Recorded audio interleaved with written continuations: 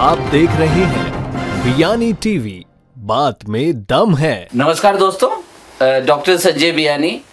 आज खास मुलाकात में हमारे साथ में डॉक्टर अनुकृति शर्मा जी हमारे बीच हैं और मैं चाहूँगा कि आज राजस्थान के टूरिज्म के बारे में बात हो। बात को आगे बढ़ाने से पहले मैं आपको एक खास बात बताना चाहता हूँ। अमिताभ बच्चन साहब बोले कुछ दिन तो गुजारिए गुजरात में। मैं आपको बताना चाहता हूँ कुछ दिन तो गुजारिए राजस्थान में। राजस्थान की धरती, बलिदान, शौर्य, भक्ति की धरती, मीरा हुई बेमिसाल। आज तक ऐसी विमेन एम्पावरमेंट की मिसाल नहीं मिलती पूरे उत्तर भारत के अंदर, जो लेडीज़ अपनी भावनाओं के कारण, अपने इमोशंस के कारण समाज में राजपूताना घरानों से संबंध रखने के बावजूद जिसमें इतनी ताकत, जिसमें इतनी समझ कि वो अपने मन की बात को जनता तक पहुंचाने, लोगों तक पहुंचाने के लिए वीणा लेके निकल जाती है और पूरे राजपूत घराने की परंपरा तोड़ने के लिए भी तैयार बैठी हुई है। ऐसे सहज, ऐसे भक्तिमय वातावरण की धरती, ऐसी धरती जहाँ पन्ना धाय जैसे कैरेक्टर है, ऐसी धरती जहाँ के ऊपर पद्मिनी जहाँ पे जोहर करने तक को तैयार है। मुझे लगता है ये धरती कोई विशेष धरती है। ये धरती एक विशेष अनुभव देती है, विशेष फील देती है। मैं जहाँ भी गया, मैं पूरे विश्व घूमने को मेरे को मौका मिला। मैं काफ़ी जगह टूर पे गया। मैंने देखा कि राजस्थानियों की एक इमेज ही अलग है।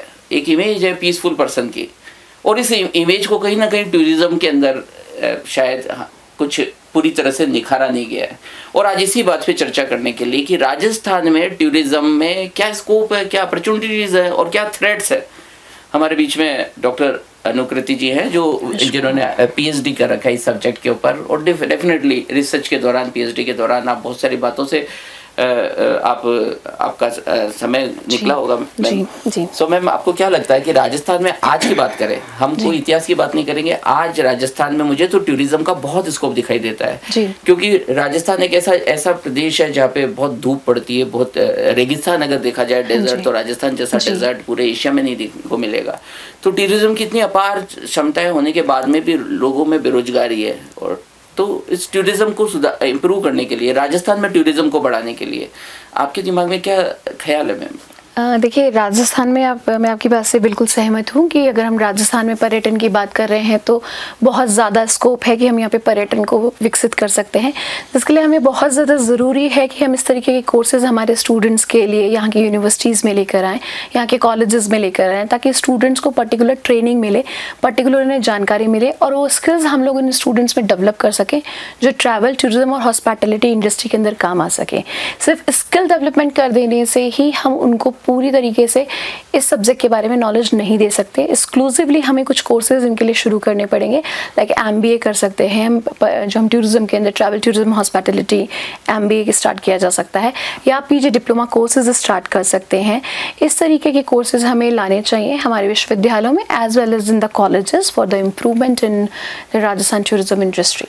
पर मैम, जो मुझे इसके अंदर एक वीकनेस दिखाई देती है, जो सरकार के पार्ट पे जो इनिशिएशन होना चाहिए था, हम हमारे बच्चों को टूरिज्म में मैनेजमेंट तो करा दे, लेकिन जब उन्हें जॉब नहीं मिले, उस तरह का वातावरण नहीं मिले, जब तक गवर्नमेंट सपोर्ट ना मिले, तब तक वो बेरोजगार नहीं हो जाएंगे। मुझे लगता है कि आज इस बात की बहुत बड़ी आवश्यकता है, क्योंकि कोई भी टूरिस्ट आएगा जब उसे अच्छा मैन पावर सपोर्ट मिलेगा। कल मेरे को जाना था नाथद्वारा, मैंने तुरंत सर्च किया और मुझे वहाँ एक बहुत बेहतरीन होटल मिला, ब्रजभूमि, और मुझे वहाँ जाने के बाद बहुत अच्छा लगा। वो होटल बहुत अच्छा था, लेकिन होटल्स की तो जानकारी लोगों को मिल जाती है वेबसाइट पर, टूरिस्ट की तो कोई जानकारी नहीं मिलती।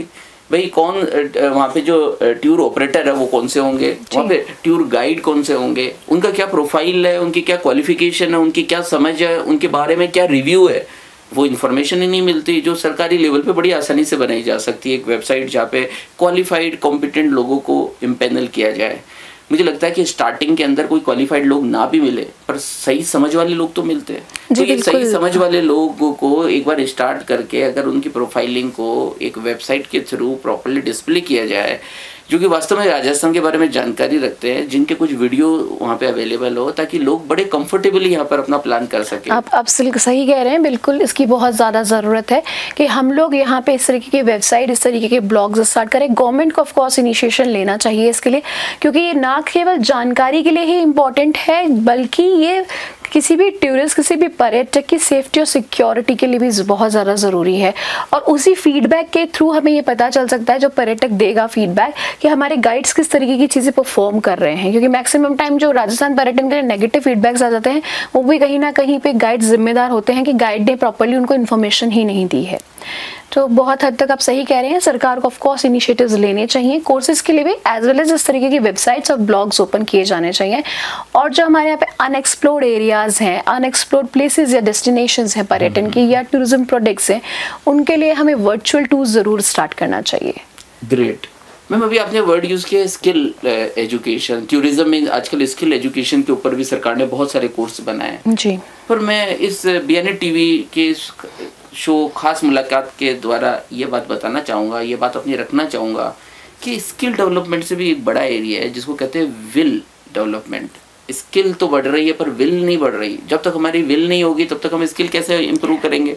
इसलिए ये विल को बढ़ाने के लिए एक अच्छा प्लेटफॉर्म तैयार करना होगा। और अगर इस तरह का प्लेटफॉर्म और इस तरह की वेबसाइट रहेंगे जहाँ लोग अपने प्रोफाइल को अपलोड कर सकेंगे, जहाँ लोग अपने रिव्यू लिख सकेंगे, तो मुझे लगता है इससे सही एजुकेशन बढ़ेगी। क्योंकि एजुकेशन पहले तैयार नहीं होती, पहले माहौल तैयार होता है, पहले व्यवस्थाएं बनती है, तब बच्चे फिर वो कोर्स की तरफ बढ़ते हैं। Very true, very true. So इसी आशा और विश्वास के साथ कि टूरिज्म का एक बहुत अपार संभावना है राजस्थान के अंदर। राजस्थान में आने के बाद शानदार मेडिटेशन हो सकता है। राजस्थान में मेडिकल टूरिज्म की बहुत बड़ी संभावना दिखाई देती है कि अच्छे हॉस्पिटल्स हो जहाँ लोग अच्छी धूप सेक सके। आप देखेंगे कि ब्रिटेन से लोग आते हैं वहाँ पे सूरज प्रॉपर्ली निकलता नहीं है, और यहाँ आने के बाद उन्हें धूप बहुत अच्छी लगती है। यहाँ का डेजर्ट बहुत अच्छा लगता है, यहाँ का स्पिरिचुअल एनवायरनमेंट बहुत अच्छा लगता है, यहाँ की पीस, यहाँ की मंदिर, इवन यहाँ का food is also cuisine. Jaipur अगर पिंक सिटी है तो जोधपुर जो है वो एक अलग सिटी के लिए सन सिटी के नाम से जाना जाता है। तो मुझे लगता है कि राजस्थान में अगर हम वास्तव में जॉब की अपॉर्चुनिटी चाहते लोग इंडिपेंडेंट बने, तो उन्हें ये राजस्थान की जो खास धरोहर है उसको टूरिज्म को उस सोच को जॉब के साथ जोड़ना पड़ेगा। इसी आशा और विश्वास के साथ कि कुछ राजस्थान बेहतर होगा, टूरिज्म अच्छा बनेगा, और इसलिए जो बाहर से आएंगे उनको दिल से आवाज़ आएगी उनके अंदर, और उनकी इच्छा रहेगी कि कुछ दिन तो गुजारे राजस्थान में। राजस्थान वीरों की धरती, राणा प्रताप की धरती, मीरा की धरती, पद्मिनी की धरती, पन्ना धाई की धरती, चूड़ा रानी की धरती। सोचिए इनके रियल कैरेक्टर को सुनना ही कितना अच्छा लगता है। और उस लैंड पर जहाँ इनका जन्म हुआ वहाँ जाने के बाद अगर इसको फील लाया जाए कि entire tourism industry is the full of feel, full of thoughts, full of vision, full of learning.